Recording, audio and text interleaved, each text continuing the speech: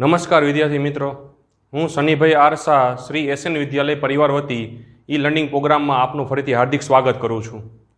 વિદ્યાર્થી મિત્રો, ધોરણ 10 વિજ્ઞાન અને ટેકનોલોજીમાં આજના આ ભાગ 1ની અંદર આપણે કેમેસ્ટ્રી એટલે કે રસાયણ વિજ્ઞાનનો આ પ્રકરણ નંબર 2 એસિડ, બેઝ અને ક્ષાર, જેને આપણે અંગ્રેજીમાં એસિડ્સ, બેઝીસ એન્ડ સોલ્ટ્સ તરીકે ઓળખીએ છીએ.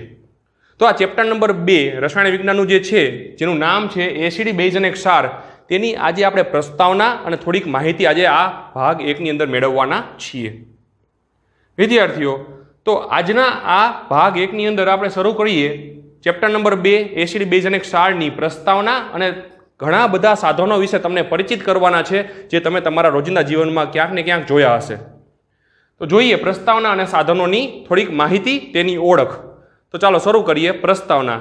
તો એસિડ, બેઝ અને ક્ષાર, તમને પ્રકરણના નામ ઉપરથી ખબર પડતી હશે કે આ પ્રકરણની અંદર વધુમાં વધુનો ઉપયોગ આપણે થશે એસિડનો, બેઝ અને ક્ષારના વિશે આપણે વધુમાં વધુ માહિતી ડિટેલમાં મેળવવાના છીએ. એસિડ અને બેઝથી તમે પરિચિત છો. આની પહેલાના પ્રકરણમાં પણ તમે થોડીક માહિતી પહેલા ચેપ્ટરમાં મેળવી ચૂક્યા છો. તો ચલો આના વિશે આપણે વિસ્તૃતમાં માહિતી આ પ્રકરણ નંબર 2ના ભાગ 1ની અંદર મેળવીએ. તો શરૂ કરીએ પ્રસ્તાવના. ઇન્ટ્રોડક્શન.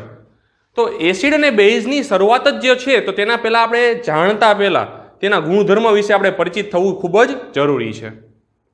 તો એસિડ અને બેઝના જો ગુણધર્મ આપણને ખબર ન પડે ત્યાં સુધી આપણે તેની પ્રક્રિયા વિશે સમજૂતી મેળવવી ખૂબ જ અઘરી છે. તો ચાલો શરૂ કરીએ. પહેલી પ્રસ્તાવનાનો પહેલો ટોપિક જે છે તે આવશે એસિડ, બેઝ ના ગુણધર્મો. તો આપણે સૌથી પહેલા આ પ્રકરણની શરૂઆત કરશું એસિડ, બેઝના ગુણધર્મથી, જેથી કરીને આગળના ટોપિકમાં નવા પ્રશ્નની અંદર આપણે જશું ત્યારે એવા સમયે આપણને આ પ્રકરણ દ્વારા એસિડ, બેઝની તમામ માહિતીથી પરિચિત હોવાથી તે પ્રશ્ન આપણને સરળતાથી સમજાઈ જશે. વિદ્યાર્થી મિત્રો, પ્રકરણ 2 એસિડ, બેઝ અને ક્ષાર આ બોર્ડની પરીક્ષામાં કુલ 6 માર્કમાં એટલે કે 6 ગુણની અંદર આ પ્રશ્ન આમાંથી પૂછાય છે. તો આ પ્રકરણનો ગુણભાર છે 6, જેમાં 2 ભાગ પડશે. એક 2 માર્કનો પ્રશ્ન પૂછાય છે અને એક પ્રશ્ન 4 માર્કનો પૂછાય છે. એટલે સેક્શન બી અને સેક્શન ડી એટલે કે બીજા અને ચોથા વિભાગમાં 2 માર્કનો અને 4 માર્કનો પ્રશ્ન પૂછાય છે. વિદ્યાર્થીઓ, આ રીતે આ કુલ ગુણ આના છે 6 માર્ક. તો આખા પ્રકરણના કુલ ગુણભાર છે 6. ચાલો પ્રસ્તાવનામાં આપણે બીજો ટોપિક જોઈએ. તો એસિડ, બેઝના ગુણધર્મ પછી હવે આવશે સૂચક, ઇન્ડિકેટર જેને કહીએ છીએ આપણે. સૂચક, તેના પ્રકાર અને ઉપયોગોથી આપણે પરિચિત થવાનું છે. વિદ્યાર્થી મિત્રો, સૂચક જે આપણને દર્શાવે છે કે આપેલ રસાયણ એટલે કે કેમિકલ જે છે, પ્રવાહી છે, તે એસિડ છે કે બેઝ, તેની માહિતી મેળવવા માટે એટલે કે રંગ અને વાસની ઓળખ માટે આપણે રંગ અને વાસની ઓળખ આપે છે. તો સૂચક જે છે તેની મદદથી આપણે આપેલ કેમિકલ એટલે કે રસાયણનો રંગ અને વાસ પરથી જાણી શકીશું કે તે એસિડ છે કે બેઝ છે. તો પ્રસ્તાવનામાં પહેલા 2 ટોપિક જે છે ખૂબ જ અગત્યના છે કે એસિડ, બેઝના ગુણધર્મ જાણવાના છે, ત્યારબાદ સૂચક, તેના પ્રકાર અને તેના ઉપયોગ વિશે પણ આપણે માહિતી મેળવવાના છીએ. એના પછી ત્રીજો મુદ્દો જે છે આ પ્રકરણમાં આવશે કે એસિડની કે બેઝની ધાતુ સાથે પ્રક્રિયાથી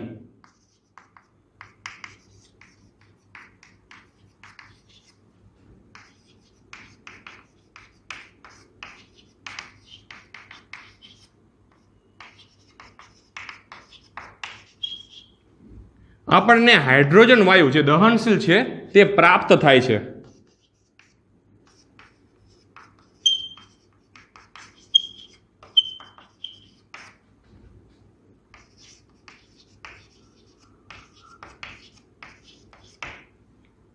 આ જે છે એ પ્રવૃત્તિ છે. વિદ્યાર્થી મિત્રો, આ પ્રકરણમાંથી ઘણા બધા પ્રશ્ન 4 માર્કના આઈએમપી તો છે જ, સાથે સાથે પ્રવૃત્તિમાંથી પણ 4 માર્કનો પ્રશ્ન પૂછાય છે. તો આ પ્રકરણમાં આપણે ઘણી બધી પ્રવૃત્તિ એટલે કે પ્રયોગો પણ જોવાના છે. તો ચલો એના પછીનો ચોથો મુદ્દો, જેમ ધાતુ સાથે એસિડ, બેઝની પ્રક્રિયા કરવાથી હાઇડ્રોજન વાયુ ઉત્પન્ન થાય છે, તેવી જ રીતે એસિડની બેઝ સાથે અથવા બેઝની એસિડ સાથે પ્રક્રિયા કરવાથી આપણને ક્ષાર અને પાણી મળે છે, જે પ્રકરણ નંબર 1 માં તમે જોઈ ચૂક્યા છો. એટલે જેને કહેવાય છે તટસ્થીકરણની પ્રક્રિયા. તો એસિડની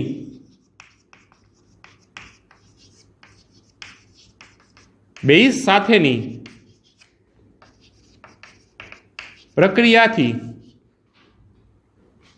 એટલે કે તટસ્થીકરણ કહેવાય છે તેને,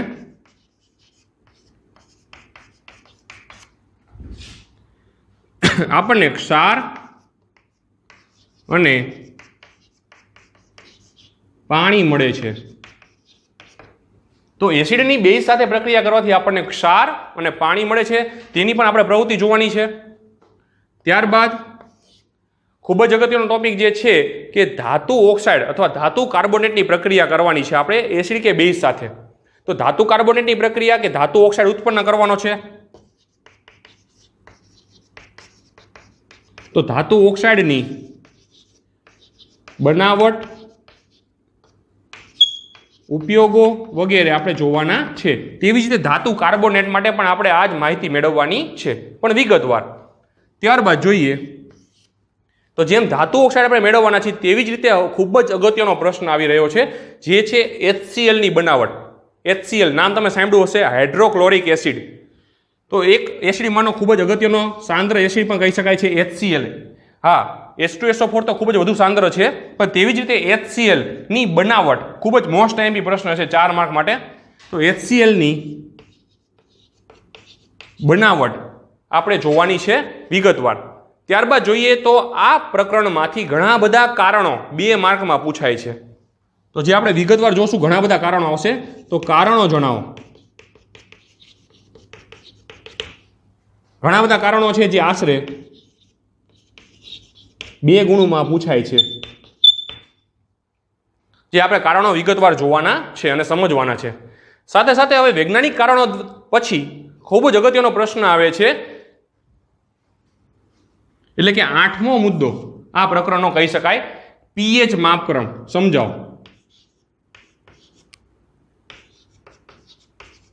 તમે નામ સાંભળ્યું હશે, આ પીએચ માપક્રમ એટલે કે આપણે હાઇડ્રોજન વાયુની આપણે પોલિનોમિયલ એટલે કે આપણે માપક્રમ જોવાનું છે હાઇડ્રોજન વાયુ માટે, એટલે કે H+ અને OH- આ બંને આયનોની મદદથી વિદ્યુતનું વહન થાય છે, અને તે એસિડિક અને બેઝિક માધ્યમ છે તેની મદદથી આપણે તે સાંદ્ર છે કે મંદ એસિડ છે તેની માહિતી આપણે પીએચ માપક્રમ પરથી મેળવી શકીએ છીએ. તો પીએચ માપક્રમની આપણે માહિતી મેળવવાના છે.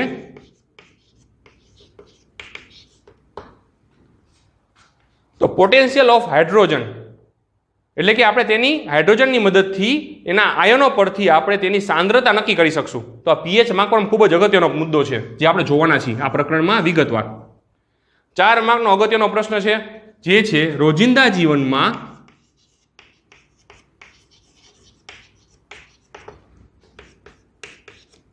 પીએચ નું મહત્વ જણાવો. આ પ્રશ્ન જે છે એ ખૂબ જ અગત્યનો છે.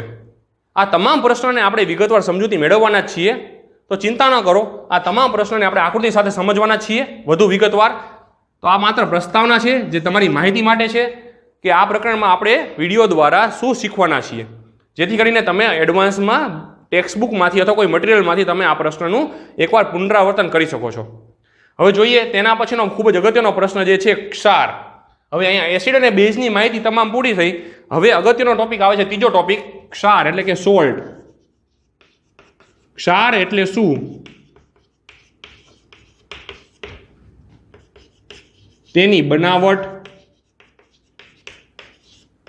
ઉપયોગો વગેરે આપણે વિગતવાર સમજવાના છીએ.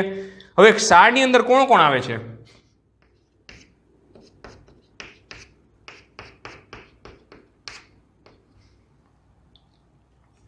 તો સૌથી પહેલા આવશે ખાવાના એટલે કે બેકિંગ સોડા.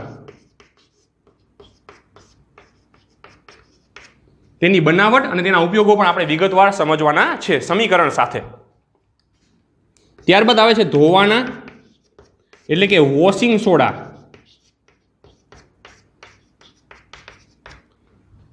આપણે ઘરની અંદર આ તમામ વસ્તુનો ઉપયોગ વારંવાર કરતા રહીએ છીએ, અને આ ખાવાના સોડા અને ધોવાના સોડાનો ઉપયોગ પણ આપણે રોજિંદા જીવનમાં ખૂબ જ વધુ માત્રામાં કરીએ છીએ. હવે આવે છે ત્રીજો મુદ્દો, વિરંજન એટલે કે બ્લીચિંગ પાવડર.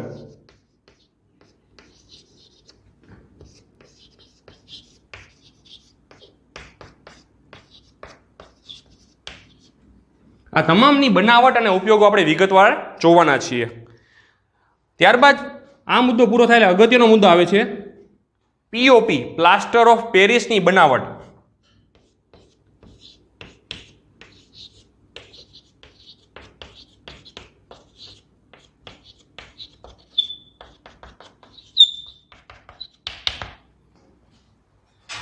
તો પ્લાસ્ટર ઓફ પેરિસ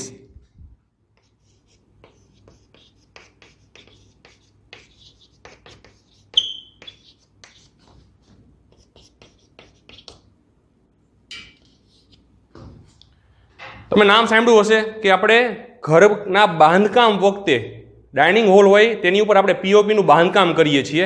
ત્યારબાદ કોઈ હાડકાની મૂળ સ્થિતિ પ્રાપ્ત કરવા માટે ફ્રેક્ચર હોય તેવા સમયે હાડકાની મૂળ સ્થિતિમાં આપણે હાડકાને લાવવા માટે આપણે પ્લાસ્ટર ઓફ પેરિસનો પાટો બાંધીએ છીએ. તો આ પીઓપીની આપણે બનાવટ અને તેના ઉપયોગો તમામ માહિતી આપણે વિગતવાર જોવાના છીએ સમીકરણ સાથે. તો ફરીથી જોઈ લઈએ કે આ પ્રકરણ નંબર 2 એટલે કે રસાયણ વિજ્ઞાનની અંદર નવો જે પ્રકરણની આપણે ચર્ચા કરી રહ્યા છીએ એસિડ, બેઝ અને ક્ષાર. તો તેની પ્રસ્તાવના એટલે કે ઇન્ટ્રોડક્શનમાં આપણે આટલી માહિતી ખૂબ જ વિગતવાર સમજીને મેળવવાના છીએ. પહેલી ટોપિકની વાત કરીએ તો પહેલા ટોપિકમાં આવશે એસિડ બેઝના ગુણધર્મ, જે આપણે ભાગ 1 ની અંદર આ જ વિડીયોમાં જોવાના છીએ. ત્યારબાદ આવશે સૂચક, તેના પ્રકાર અને તેના ઉપયોગો. ઇન્ડિકેટર, સૂચકોનો ઉપયોગ થાય છે ઓળખ મેળવવા. કોની ઓળખ? એસિડ અને બેઝની. એટલે કે તેની રંગ અને વાસમાં થતા ફેરફારની મદદથી આપણે જાણી શકશું કે તે એસિડ છે કે તે બેઝ છે. તો આપેલ રસાયણ એસિડ છે કે બેઝ તેના રંગ અને વાસના બદલાવાથી તેની ઓળખ કરી શકાશે. ત્યારબાદ આવે છે ધાતુઓ સાથેની એસિડ બેઝની પ્રક્રિયા કરવાથી આપણને હાઇડ્રોજન વાયુ ઉત્પન્ન થાય છે. આ એક ગુણધર્મ છે. તો હાઇડ્રોજન વાયુ જે ઉત્પન્ન થાય છે તેની આપણે પ્રવૃત્તિ એટલે કે ઘણા બધા પ્રયોગો આ પ્રકરણમાં આપણે જોવાના છીએ. હા, આ પ્રશ્ન જે છે બોર્ડની પરીક્ષામાં વારંવાર પૂછાતો આવ્યો છે. ત્યારબાદ ચોથો પ્રશ્ન એટલે કે પ્રસ્તાવનામાં ચોથો તબક્કો છે એસિડની બેઝ સાથે પ્રક્રિયાથી અથવા બેઝની એસિડ સાથે પ્રક્રિયા કરવાથી આપણને ક્ષાર અને પાણી મળી આવે છે, જે પ્રક્રિયાને આપણે તટસ્થીકરણની પ્રક્રિયા પણ કહીએ છીએ. પાંચમો મુદ્દો ધાતુ ઓક્સાઇડની બનાવટ, તેના ઉપયોગો જોવાના છીએ. ખૂબ જ અગત્યનો મુદ્દો છે HCl ની બનાવટ, વિગતવાર સમજવાના છીએ. 4 માર્ક માટે અગત્યનો પ્રશ્ન છે. ત્યારબાદ સાતમો પ્રશ્ન કારણો જણાવો. ઘણા બધા આ પ્રકરણમાં કારણો આવશે જે એસિડ અને બેઝ સાથે સંકળાયેલા છે. પછી આવશે આઠમો તબક્કો, નવો પ્રશ્ન, ખૂબ જ અગત્યનો મુદ્દો પીએચ માપક્રમ, પોટેન્શિયલ ઓફ હાઇડ્રોજન H+ અને OH- આ બે આયનોની મદદથી આપણે તેની સાંદ્રતા ચકાસવાની છે. નવમો મુદ્દો જે છે તે છે રોજિંદા જીવનમાં પીએચનું મહત્વ. 4 માર્ક માટે અગત્યનો મુદ્દો છે. 10મો પ્રશ્ન એસિડ બેઝ અહીંયા પૂરું થયું. 10મા પ્રશ્નમાં હવે આવે છે ક્ષાર એટલે કે સોલ્ટ. તો ક્ષાર એટલે શું? તેની બનાવટ, ખાવાના સોડા, ધોવાના સોડા અને વિરંજન પાવડર એટલે કે બ્લીચિંગ પાવડરની બનાવટ અને ઉપયોગો પણ વિગતવાર સમીકરણ સાથે સમજવાના છીએ. અને છેલ્લો મુદ્દો આ પ્રકરણનો આવશે પીઓપી, પ્લાસ્ટર ઓફ પેરિસની બનાવટ અને તેના ઉપયોગો જણાવો.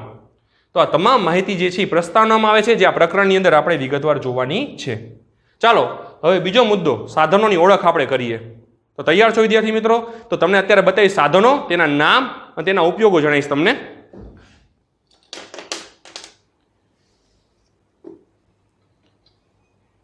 વિદ્યાર્થી મિત્રો, આ છે પીપેટ. તો જ્યારે ટાઇટ્રેશન એટલે કે તમે 11-12 સાયન્સની અંદર કેમિકલ દ્વારા કેમિસ્ટ્રીના જે પ્રયોગો કરવાના છો તેવા સમયે દ્રાવણને આપણે લેવા માટે, ટાઇટ્રેશન માટે તે દ્રાવણ એસિડ છે કે બેઝ છે તેને લેવા માટે આપણે અહીં પીપેટનો ઉપયોગ કરીએ છીએ. આ પીપેટ જે છે આશરે 10 ml ની છે. તો 10 ml આપણે કોઈ પ્રવાહી લેવું છે, કેમિકલ લેવું છે તેવા સમયે આપણે આ પીપેટનો ઉપયોગ કરીએ છીએ. તમે નામ સાંભળ્યું હશે પીપેટ. તો આ છે પીપેટ, આશરે 10 ml. ત્યારબાદ જોઈએ સ્ટેન્ડ અને બ્યુરેટ. જો પીપેટમાં આપણે એસિડ લઈએ છીએ તો આપણે આ બ્યુરેટની અંદર આશરે આપણે આ બ્યુરેટ જે છે તે આપણને 50 ml ની છે, જેમાં આપણે પ્રવાહી ભરીએ છીએ. ધારો કે પીપેટમાં લીધું હોય આપણે એસિડ, તો બ્યુરેટમાં આપણે લેવું પડે બેઝ. તો ટાઇટ્રેશનની મદદથી પ્રયોગો દ્વારા આપણે તેની સાંદ્રતા ચકાસી શકીએ છીએ. તો આ છે બ્યુરેટ અને આ છે તેને બ્યુરેટ માટેનું સ્ટેન્ડ. તો હોલ્ડિંગ સ્ટેન્ડ અને આ બ્યુરેટ. આ બ્યુરેટ જે છે તે આશરે 50 ml ની છે. પછી જોઈએ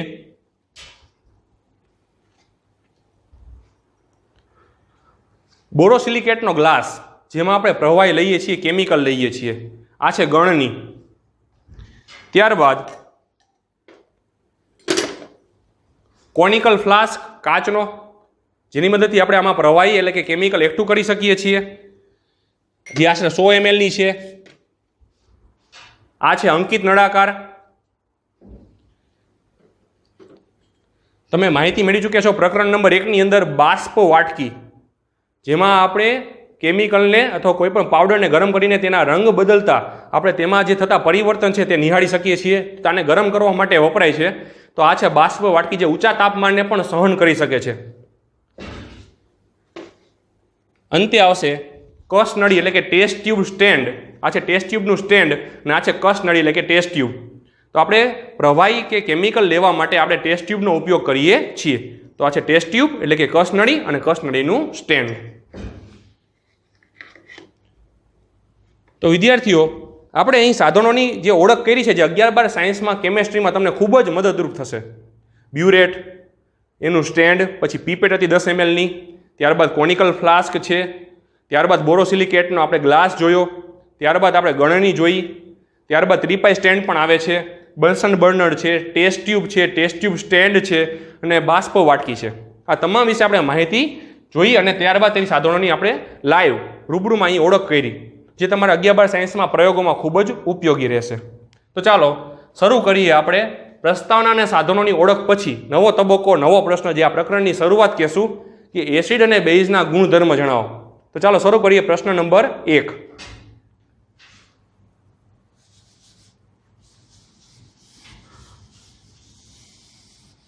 આ પ્રસ્તાવનાના તમામ તબક્કા તમે ફેરબુકમાં આ પ્રકરણનું જ્યારે હેડિંગ આપો છો ત્યારે ગુણભારની સાથે આ તમામ તબક્કાઓ નોંધી લેશો, જેથી કરીને વાંચતી વખતે તમે આ પ્રકરણની સારાંશની વાત કરીએ, ઇન્ટ્રોડક્શન, જેને આપણે ઇન્ડેક્સ કહીએ છીએ. તો આ પ્રશ્નો આપણે વિગતવાર સમજવાના છે, જે બોર્ડની પરીક્ષા માટે ખૂબ જ અગત્યના છે, જે તમે તમારી નોટબુકમાં આ વિડીયોની સાથે સાથે લખતા જશો.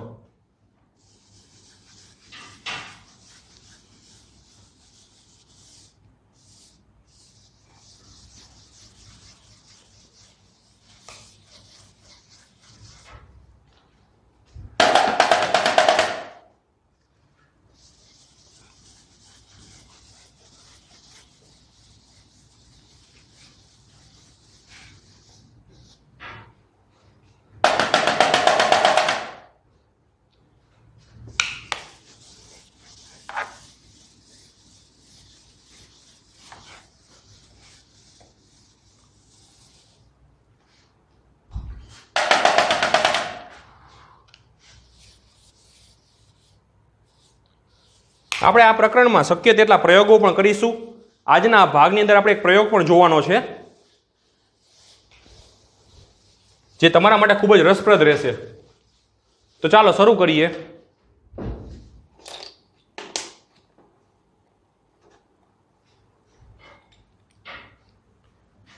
આજના ભાગ 1નો પ્રશ્ન નંબર 1, જે આશરે 2 ગુણો માટે ખૂબ જ અગત્યનો છે કે એસિડ અને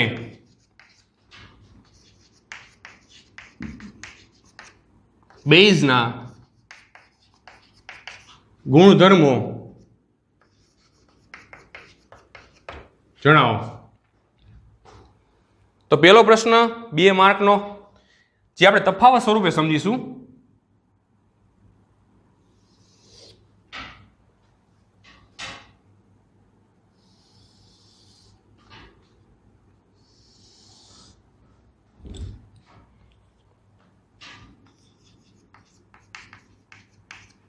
એસિડ અને બેઝ.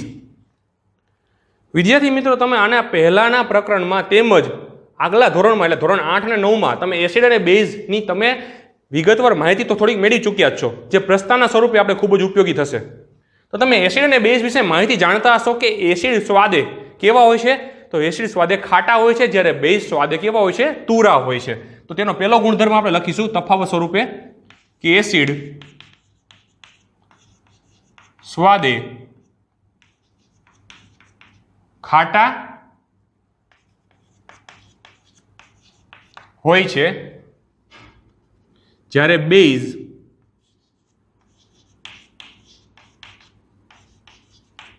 સ્વાદે તુરા હોય છે। તો પેલો ગુણધર્મ એસિડ સ્વાદે ખાટા, જ્યારે બેઝ સ્વાદે કેવા હોય છે? તુરા હોય છે। બીજો ગુણધર્મ આપણે જોઈએ કે એસિડની બેઝ સાથે પ્રક્રિયા કરવાથી આપણને ક્ષાર અને પાણી મળે છે।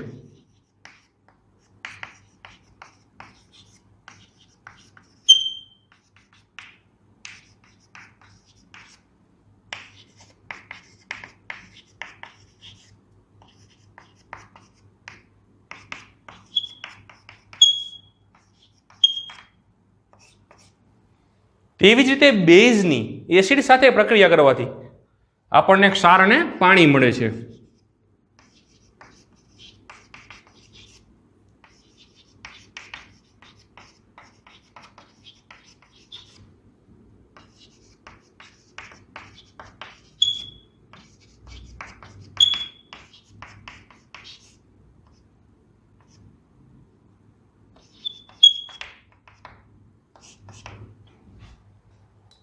ત્યારબાદ આપણે પ્રયોગ દ્વારા જોઈશું, ખૂબ જ અગત્યનો ગુણધર્મ કહી શકશું। તો તફાવત સ્વરૂપે જોઈએ કે એસિડ જે છે તે લાલ લિટમસ પેપરને લાલ જ રાખે છે અને બેઝ જે છે તે ભૂરા લિટમસ પેપરને ભૂરું રાખે છે। વિદ્યાર્થી મિત્રો, આ પ્રયોગ દ્વારા આપણે જોવાનું છે કે એસિડ બેઝની ચકાસણી કરવા માટે આપણે વાપરીએ છીએ એક પ્રકારનો સૂચક, એટલે કે લિટમસ પેપર। તો ચાલો આપણે લિટમસ પેપરનો અહીંયા ઉપયોગ કરીશું કે એસિડ જે છે તે લાલ લિટમસ પેપરને લાલ રાખે છે, જ્યારે બેઝ જે છે એ ભૂરા લિટમસ પેપરને ભૂરું રાખે છે। તો લખીએ નવો ગુણધર્મ, એસિડ લાલ લિટમસ પેપરને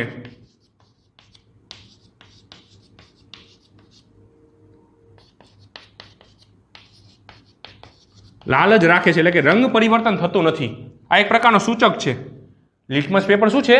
એસિડ અને બેઝની ચકાસણી કરવા માટે વપરાય છે। આપણે કીધું હતું ને કે રંગ અને વાસ જો બદલાય તો તેવા સમયે આપણે નક્કી કરી શકશું કે એસિડ છે કે બેઝ છે। તો આ લિટમસ પેપરના ઉપયોગથી આપણે જાણી શકીશું કે તેમાં રંગ પરિવર્તન થશે તો તે એસિડ છે કે બેઝ છે, પરંતુ અહીં લાલ લિટમસ પેપરમાં રંગ પરિવર્તન થતું નથી। શેમાં? એસિડમાં। તેવી જ રીતે બેઝમાં નવો ગુણધર્મ કહી શકાય કે તે ભૂરા લિટમસ પેપરને ભૂરું જ રાખે છે।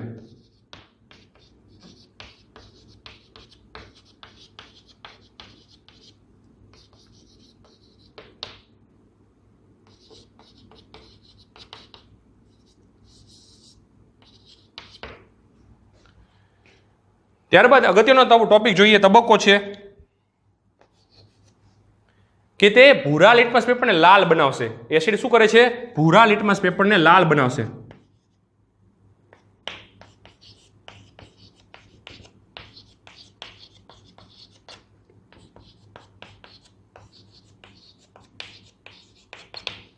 જ્યારે બેઝ જે છે તે લાલ લિટમસ પેપરને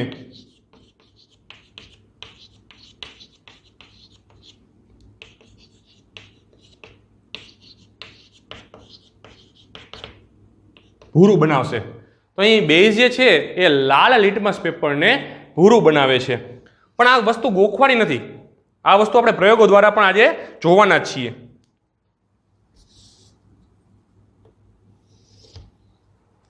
અને છેલ્લો તબક્કો કહેશું આપણે, નવો છેલ્લો ગુણધર્મ કે એસિડની ધાતુ સાથે પ્રક્રિયા કરવાથી, આપણે એક પ્રસ્તાવનામાં એક પ્રશ્ન પણ જોયો કે ધાતુ સાથે એસિડની પ્રક્રિયા કરવાથી આપણને હાઇડ્રોજન વાયુ ઉત્પન્ન થતો જોવા મળે છે। તો એસિડની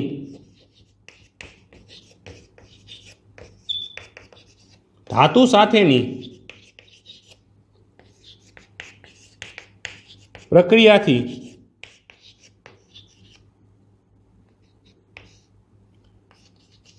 H2 વાયુ ઉત્પન્ન થતો જોવા મળે છે, જ્યારે આ બેઝની અંદર આ વસ્તુ અપવાદરૂપ છે, ખૂબ જ ઓછા પ્રમાણમાં જોવા મળે છે। આપણે એક પ્રયોગ પણ એનો જોવાનો છીએ। તો આ અપવાદરૂપ પ્રયોગો જે જોવાના છીએ તે વિગતવાર સમજીશું આકૃતિ સાથે। તો એસિડ જે છે તેની ધાતુ સાથે પ્રક્રિયા કરવાથી જે H2 વાયુ, હાઇડ્રોજન વાયુ ધડાકા સાથે સળગી ઉઠે છે, જે તમને ધોરણ 10ની વિજ્ઞાન અને ટેકનોલોજીની ટેક્સ્ટ બુકની અંદર પ્રકરણ 2માં એક આકૃતિ પણ આપેલી છે મીણબત્તીવાળી, તે તમે જોશો એટલે ખ્યાલ આવી જશે કે હાઇડ્રોજન વાયુના પરપોટા પાસે આપણે મીણબત્તી લઈ જઈએ છીએ ત્યારે તે ધડાકા સાથે સળગી ઉઠે છે. મતલબ ત્યાં કયો વાયુ ઉત્પન્ન થયો છે? દહનશીલ વાયુ, એટલે કે કોણ? H2 વાયુ. તો એસિડની ધાતુ સાથે પ્રક્રિયા કરવાથી હાઇડ્રોજન વાયુ ઉત્પન્ન થાય છે, જે બેઝ સાથે પ્રક્રિયા કરવાથી, ધાતુની બેઝ સાથે પ્રક્રિયા કરવાથી પણ હાઇડ્રોજન વાયુ ઉત્પન્ન થાય છે, જે માત્ર અત્યારે આપણે અપવાદરૂપ ગણવાનો છે. તો જોઈએ ફરીથી એકવાર આજનો આ પ્રશ્ન નંબર 1 2 માર્કમાં પૂછાય છે કે એસિડ અને બેઝના ગુણધર્મ જણાવો.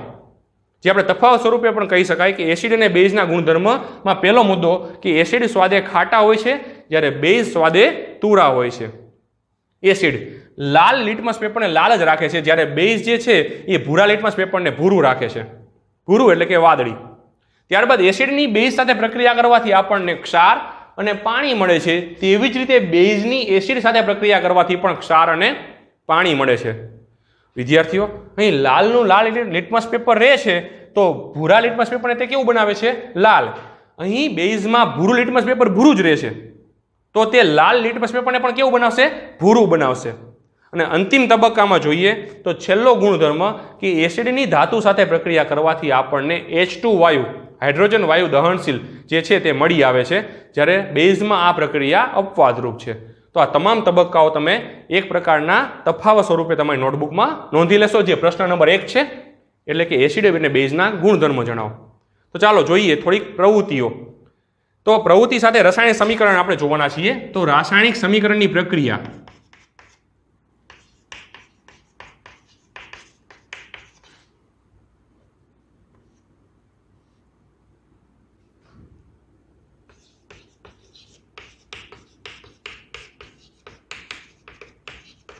જે આ તફાવત સાથે સંકળાયેલી છે, જે તમે પ્રકરણ 1 માં પણ જોઈ ચૂક્યા છો કે એસિડની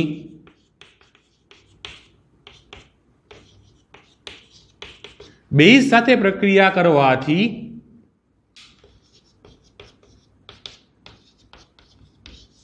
ક્ષાર અને પાણી મળે છે, જેને આપણે તટસ્થીકરણની પ્રક્રિયા કહીએ છીએ. ચાલો લખીએ અહીંયા એસિડ, એટલે કે આપણે અહીંયા HCl લેશું, હાઇડ્રોક્લોરિક એસિડ. બેઝ તરીકે આપણે લેશું NaOH, sodium hydroxide, implies Na અને Cl. Na પ્લસ છે, નાની સંયોજકતા માઇનસ છે, ઋણ. તો Na પ્લસ અને Cl માઇનસ જોડાઈને શું બનાવે છે? NaCl, એટલે કે મીઠું, નમક, સોડિયમ ક્લોરાઇડ. તેમજ અહીંયા એક હાઇડ્રોજન અને બીજા OH બંનેનું મિશ્રણ થઈને આપણને સંયોજન સ્વરૂપે પાણી મળી આવે છે. ફરીથી એકવાર HCl હાઇડ્રોક્લોરિક એસિડ, અહીં H પ્લસ છે, Cl માઇનસ છે, Na પ્લસ છે અને OH માઇનસ છે. તો આ NaCl સાથે જોડાય છે અને હાઇડ્રોજન જે છે એ OH સાથે જોડાઈને પાણીનો અણુ બનાવે છે. તો આ રીતે NaCl મીઠું અને H2O આપણને એટલે કે પાણી મળી આવે છે. જલીય દ્રાવણ હોવાથી આપણે લખશું એક્વિયસ. NaOH પણ જલીય દ્રાવણ છે. ત્યારબાદ NaCl પણ જલીય અને પાણી જે પ્રવાહી છે એટલે કે L સ્વરૂપે આપણે દર્શાવીએ છીએ.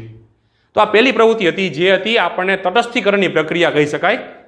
તો HCl ની NaOH એટલે કે હાઇડ્રોક્લોરિક એસિડની સોડિયમ હાઇડ્રોક્સાઇડ સાથેની પ્રક્રિયા કરવાથી આપણને ક્ષાર સ્વરૂપે NaCl એટલે કે સોડિયમ ક્લોરાઇડ, મીઠું અને પાણી મળી આવે છે.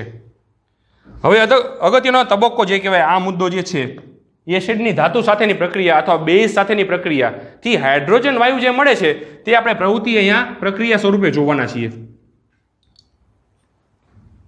કે ધાતુની એસિડ અથવા બેઝ સાથેની પ્રક્રિયા કરવાથી આપણને અહીં ધાતુ કોઈ પ્રવાહી મળશે, કેમિકલ મળશે અને અંતે આપણને હાઇડ્રોજન વાયુ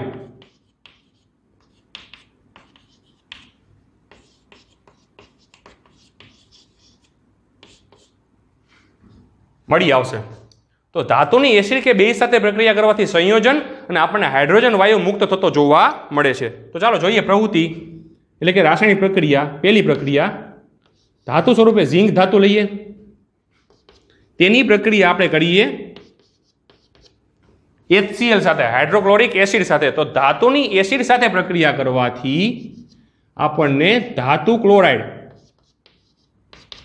અને હાઇડ્રોજન વાયુ મુક્ત થતો જોવા મળે છે. વિદ્યાર્થી મિત્રો, ઝીંક ધાતુની સંયોજકતા +2, Cl ની માઇનસ છે, H ની પ્લસ છે. આમાં હાઇડ્રોજન મુક્ત થશે વાયુ સ્વરૂપે અને આ Cl કેટલા છે 2, જે કોની સાથે જોડાય છે Zn એટલે કે ઝીંક સાથે. તો Zn ના +2 અને Cl ના હવે -2 બંનેનું સંયોજન થઈને તટસ્થ સ્વરૂપે આપણને શું મળી આવે છે ZnCl2 ઝીંક ક્લોરાઇડ અને હાઇડ્રોજન વાયુ મુક્ત થતો જોવા મળે છે. અહીં ઝીંક ધાતુ જે છે એ સોલિડ છે એટલે કે ઘન સ્વરૂપે, જલીય દ્રાવણ એક્યુએસ છે એટલે કે અહીં આપણે એસિડ લીધેલો છે, તેમજ આપણને ઝીંક ક્લોરાઇડ પણ શું મળશે જલીય દ્રાવણ સ્વરૂપે મળશે. એના પછીનો બીજી પ્રક્રિયા જોઈએ તો આ Zn ની પ્રક્રિયા એસિડ એટલે કે H2SO4 સાથે કરવાથી હવે શું થશે ZnSO4 અને અહીંયાથી આપણને શું મુક્ત થતું જોવા મળશે હાઇડ્રોજન વાયુ. તો આપણે લખીશું અહીંયા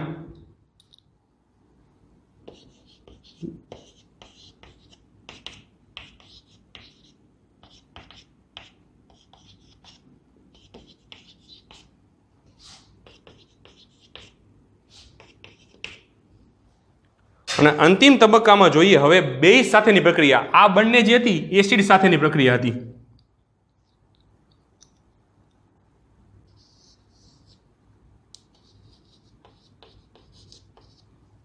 હવે જે પ્રક્રિયા આવે છે ત્રીજી પ્રક્રિયા જે આપણે જોઈશું બેઝ સાથેની પ્રક્રિયા છે, જે અપવાદરૂપ છે.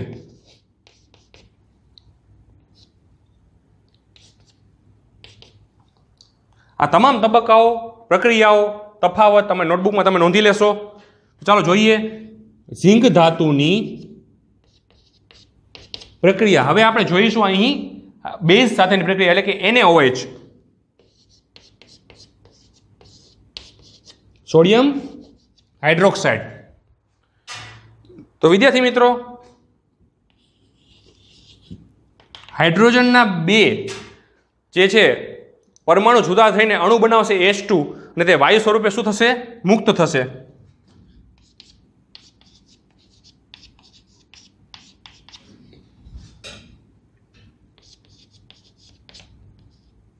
તો હવે બનશે શું Na2Zn O2.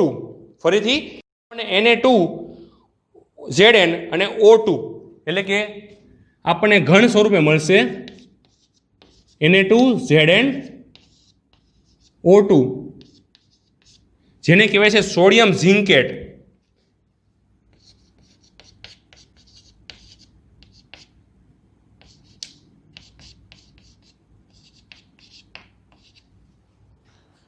તો સોડિયમ ઝિંકેટ મળી આવે છે.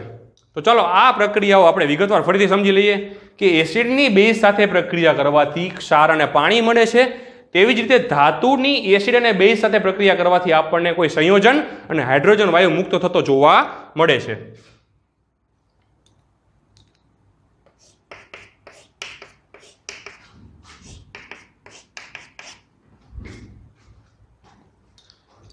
તો આ પ્રશ્ન નંબર 1 ના તફાવત સ્વરૂપે ગુણધર્મ અને ત્યારબાદ ઉદાહરણ સ્વરૂપે રાસાયણિક પ્રક્રિયાઓ સમીકરણો આપણે વિગતવાર જોઈ ચૂક્યા છીએ. તો ચાલો મળી આના પછીના ભાગ 2 ની અંદર સૂચક સાથે.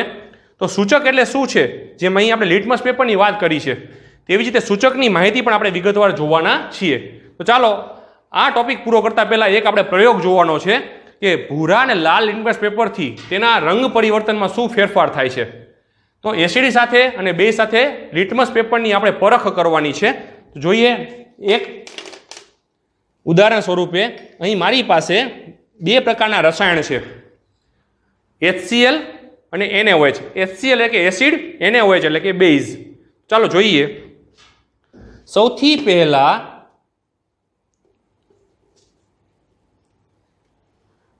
આ છે લાલ લિટમસ પેપર. તો એસિડની પ્રક્રિયાથી લાલ લિટમસ પેપર જે છે તેના રંગમાં કાંઈ ફેરફાર થતો નથી.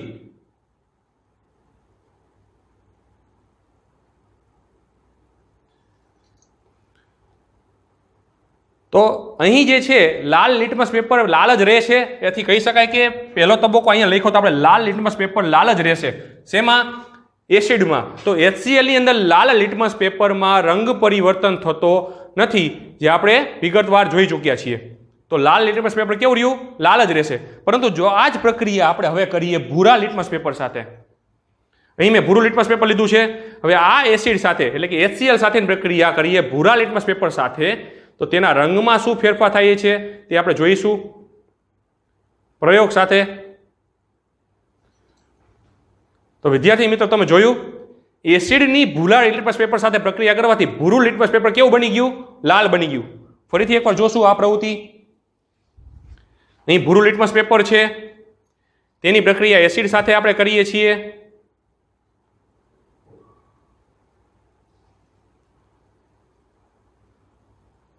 તો ભૂરું લિટમસ પેપર કેવું બને છે? લાલ બને છે. તો આપણે આ તબક્કો જે ગુણધર્મ સ્વરૂપે લખ્યો કે ભૂરું લિટમસ પેપરને તે લાલ બનાવે છે, જેને આપણે એસિડ કહીએ છીએ. હવે જોઈએ બેઝ સાથેની પ્રક્રિયા. તો ગુણધર્મ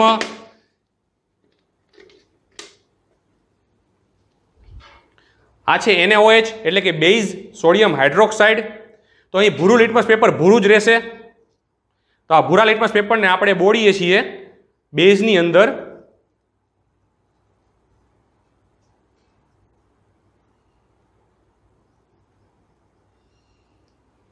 તો ભૂરા લિટમસ પેપરમાં કાંઈ રંગમાં ફેરફાર થયો નથી. તો ભૂરું લિટમસ પેપર હવે કેવું રહેશે?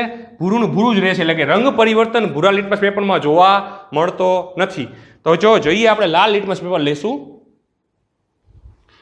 હવે છે આ લાલ લિટમસ પેપરને આપણે NaOH એટલે કે બેઝ સાથેની પ્રક્રિયા કરીએ.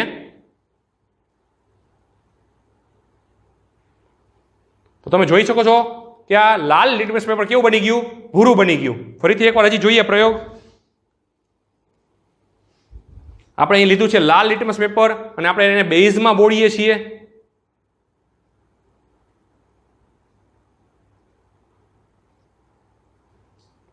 તો તમે જોઈ શકો છો કે અહીં બેઝમાં લાલ લિટમસ પેપરને આપણે બોળીએ છીએ, એવા સમયે આ લાલ લિટમસ પેપર હવે કેવું બને છે? ભૂરું બને છે. તો અહીં તબક્કામાં આપણે લખ્યું છે કે લાલ લિટમસ પેપરને તે ભૂરું બનાવે છે, જેને આપણે બેઝ તરીકે ઓળખીએ છીએ. તો આ છે એક પ્રકારનો સૂચક લિટમસ પેપર. તો તે રંગ પરિવર્તનથી આપણે જાણી શકીએ છીએ કે તે એસિડ છે કે બેઝ છે. તો આ રીતની પ્રક્રિયા લિટમસ પેપરની મદદથી આપણે એસિડ અને બેઝની પણ ઓળખ મેળવી શકીએ છીએ. તો આવા પ્રકારના સૂચકની માહિતી આપણે આના પછીના ભાગ 2 ની અંદર મળીશું. ત્યાં સુધી નમસ્કાર.